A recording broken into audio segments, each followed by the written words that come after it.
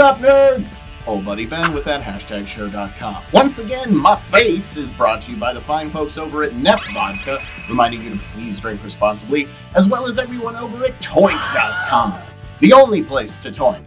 If you watched my last video, you saw my amazing sit-down interview with comic book legend Rob Liefeld. Well, that was but part one of my three-part series, and today I present to you part two.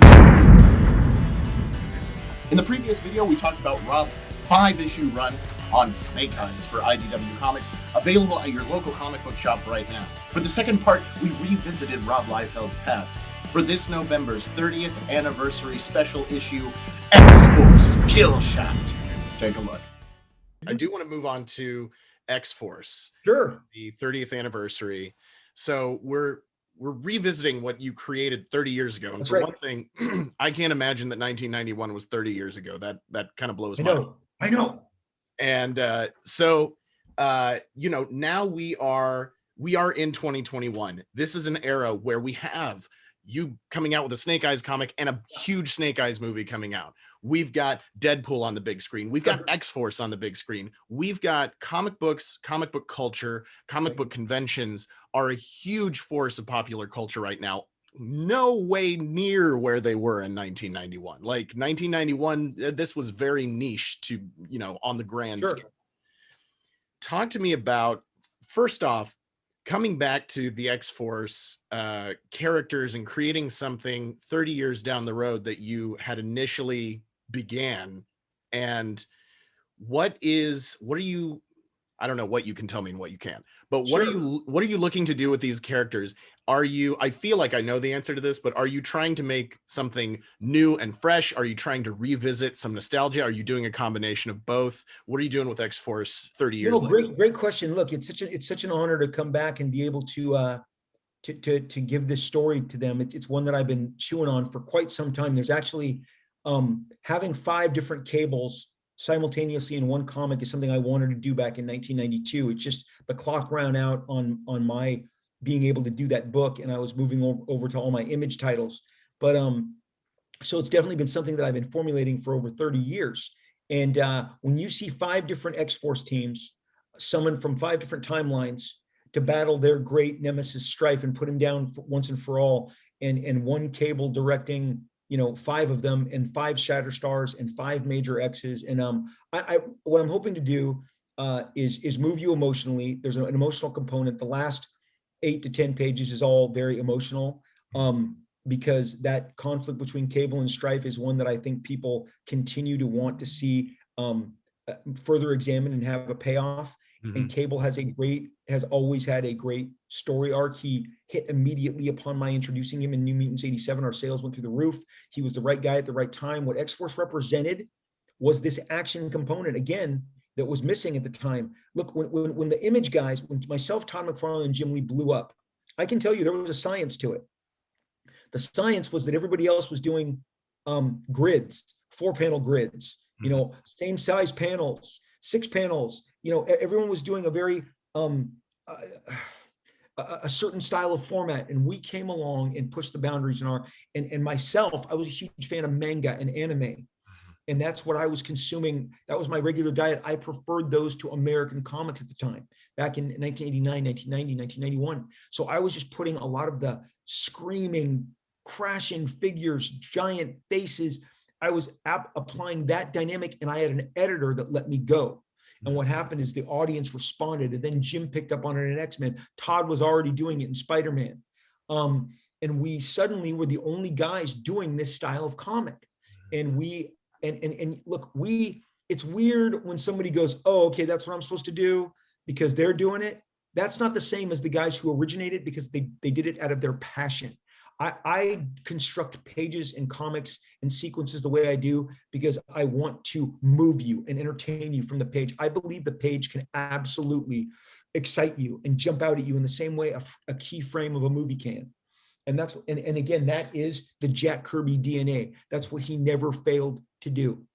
And I mean, splash page, double page, splash, big, loud moments. That's what we do. But there is, like you said, I asked Marvel, please let us announce this on the 30th anniversary date on June 25th. And to their credit, Marvel was all in. But at the end of the day, they're like, Rob, we had no idea the reaction would be like this. I went to a niche little art show in LA on this last weekend. They normally get 20, 25 people to come flip through the art. 125 people when I walked in could bear, the room is only twice up of my office. It is a small, it's not a ballroom in a hotel. It's a side little, like a Marriott.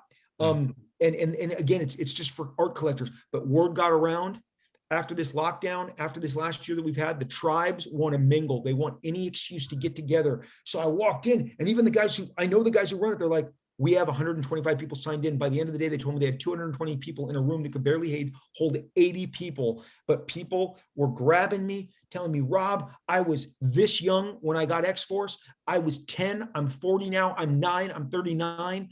I've passed them along to my kids. You know, the thing about Cable and X-Force, they made their way into that seminal X-Men animated series too. I mean, Cable was adopted so fast into the entire mythos. Again, and I've talked to Larry Houston, who was the producer on all of the X-Men animated series. And he's like, dude, I was always just trying to do you right. I was such a Cable. He goes, that's why the character is in so many episodes, because Cable's in a lot of that series. Yeah. And so these kids who grew up with it, they want to revisit that feeling. We all want to, you know, the way that old song makes us feel from our youth, or that movie, or with me watching Raiders. I'm sitting there next to my dad when Indy's like, I'm done with this shit, pulls out the gun and shoots that swordsman in the theater on opening night in 1981. Roar! And it was the first, I was like, I didn't see that coming. Right. I want to remember that moment. There is a power that nostalgia has. And I will absolutely give over to the fact that this is hugely nostalgic. And Marvel setting this all up for me to do this, I could not be more grateful. But I think people are in for a blast, because again, there's an emotional component, but there is, look, my comics kick ass. They're designed to kick ass. Someone's going to kick down a door. There's going to be figures flying in every direction. There's going to be giant big guns and swords clashing. And I'm bringing Venom Pool. Venom Pool has yet to really kick ass inside of a comic book. He's been mostly on covers. Right. And I am a huge Venom Pool fan. I love that they mashed up Deadpool and Venom. So there's going to be some fresh twists. And again, just some real eye-popping visuals. That's what I'm known for. And that's what I'll continue to bring to the table. Again, there will not be long speeches. There's one speech. But while Cable's giving it, you're seeing a lot of cool visuals. So that's my that's kind of my contribution. I'm excited. I think people are excited. And that was a very exciting time. Like you said, the comic book industry was really exploding and paving the path for everything that we have today. Well, I think you hit the nail on the head, because for me, I was born in 1984, and there's a lot of us kids that were born in particularly the early 80s. Sure. You just cannot beat early 90s X-Men. Like, it's the best cartoon. The theme song, as you mentioned, it's nostalgia. It's our childhood. So I'm super stoked. Let's see here. X-Force Killshot, right? That's it. It comes out in November. Right? Yep. Okay. Boy, howdy. What fun. I love talking to Rob.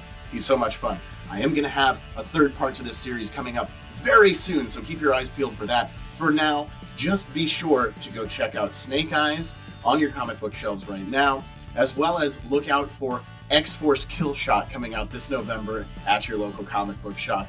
Can't be more excited for that. As always, my name is Ben Cleaver. This is thathashtagshow.com, and the reason I'm drinking out of this red cup is because whenever Ben Cleaver shows up, it's always a party.